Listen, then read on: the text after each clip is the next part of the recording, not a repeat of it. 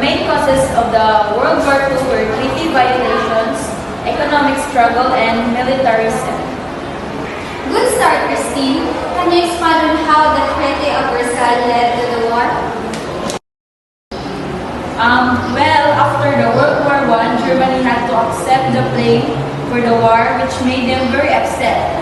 They also had to pay a lot of money in reparation, which caused them economic problems. That's a great explanation, Christine. Jillian, do you agree with Christine's point or do you want to add something? Yeah, I agree, but also Hitler came to power during this time and promised to fix things, which made the situation even worse. Excellent.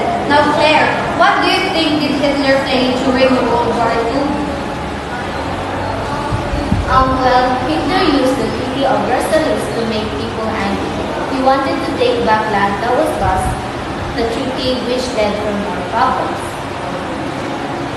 So, perfect. So, Claire, Christine, and Jillian all contributed ideas. But let's focus on the role of Hitler for a minute. And I'm going to shift the topic now. Can anyone explain the Allied powers and the countries that were involved? Oh, that's a different question. The Allied powers were mainly the France, the USA, and the UK. Good! Jillian, can you add more details about what happened after the USA joined the war? Sure, after the USA joined, they provided a lot of support to the Allies, especially with resources and soldiers. Excellent! Claire, do you want to explain the significance of the Battle of Stalingrad in the war?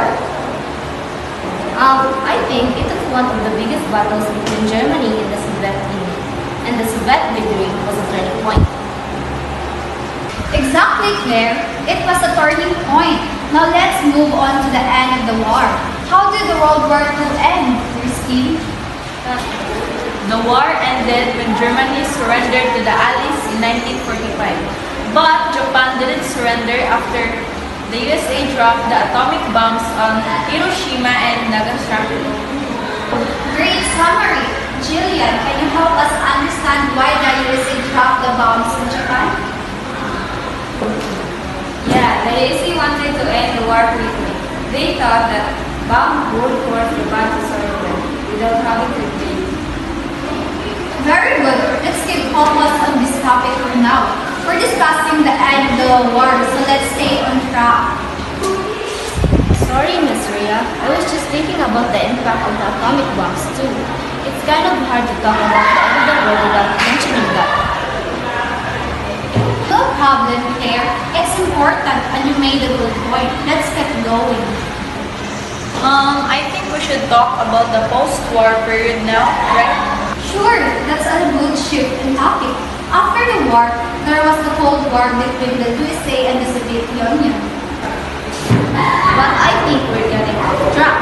We were talking about the end of the war, and now we're moving to the Cold War. Good observation, Claire. I'll guide us back on topic. Let's finish discussing World War II first. Christine, can you give a quick recap of the major events that led to the end of the war? I think I'm a little confused about why Japan didn't surrender sooner. Didn't they know they were losing? That's a good question. Japan didn't want to surrender because their leaders were focused on honor and didn't want to admit defeat. They also hoped that they could negotiate a better peace agreement with the USA. Oh, that makes sense now. Thanks for the explanation. Perfect summary, Claire. Well done, everyone.